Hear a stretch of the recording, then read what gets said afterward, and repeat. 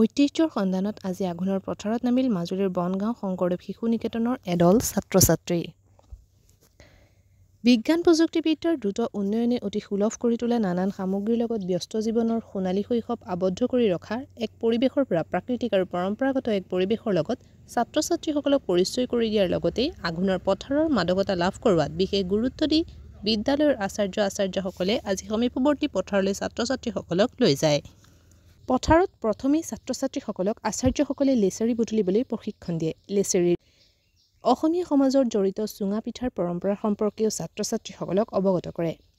ইয়াৰ পাছতে ছাত্ৰ-ছাত্ৰীসকলক আচাৰ্যসকলে ধান দোৱাৰ প্ৰশিক্ষণো দিয়ে। ছাত্ৰ-ছাত্ৰীসকলেও বিহু গীতৰ তালে তালে ধান দোৱা কাৰ্যত মনোনিৱেশ কৰে। ছাত্ৰসকলেও নৰা পেপাৰ বজাই গোটেই পথাৰখন ৰজন জনাই তোলে। নৰা পেপাৰ শব্দত মতলীয়া ছাত্ৰসকলে আনন্দত বিহুনাম গাই আত্মহাৰা হৈ পৰে। ইয়াৰ পাছতেই আচাৰ্যসকলে ঘৰৰ পৰা অনা বৰটেঙা কাটি সকলো ছাত্ৰ-ছাত্ৰীকে বহুৱাই বৰটেঙাৰ সোৱাদ দিয়ে। ছাত্ৰ-ছাত্ৰীসকলেও ৰ'দত নৰাৰ ওপৰত বহি বৰটেঙাৰ সোৱাদ লৈ আনন্দিত হয়।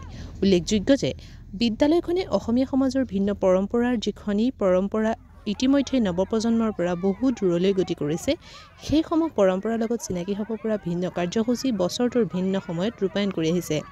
এনে কাৰ্যসূচীসমূহৰ ভিতৰত আঘোণৰ পথাৰ দৰ্শন এক বিশেষ কাৰ্যসূচী হিচাপেও পালন কৰি আহিছে।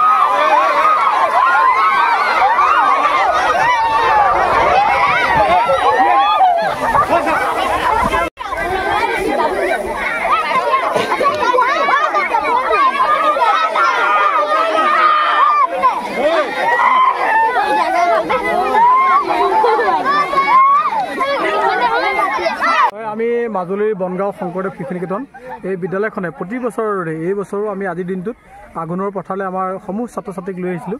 আঘোণৰ পথাৰৰ যি সৌন্দৰ্য, যি মাদকতা, যি পৰম্পৰা, যি সংস্কৃতি, তাৰ লগত তেওঁলোকক পৰিচয় কৰি দিয়াৰ আচলতে পথাৰৰ লগত যিসকল ছাত্ৰ ছাত্ৰী সম্পৰ্ক হৈ থাকে, পথাৰৰ লগত যি সংপৃক্ত হৈ থাকে, তেওঁলোকৰ মনতহে সংস্কৃতিৰ বীজ ৰোপণ হয়।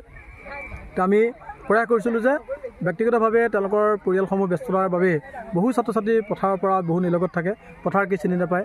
আমি বিদ্যালয়খনে প্ৰয়াস কৰোঁ প্ৰতি বছৰে ছাত্ৰ ছাত্ৰীসকলক আঘোণৰ পথাৰলৈ আনিব লাগে। আঘোণৰ পথাৰলৈ অহাৰ লগে লগে তেওঁলোক আচলতে আনন্দত আত্মহাৰা হয়।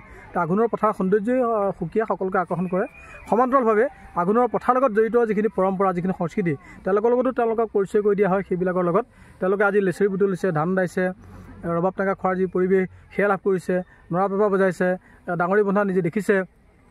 গোটেই ব্যৱস্থাখিনিৰ লগত তেওঁলোকক পৰিচয় কৰি দিয়ে আমাৰ এই প্ৰয়াস। ঠিক আছে।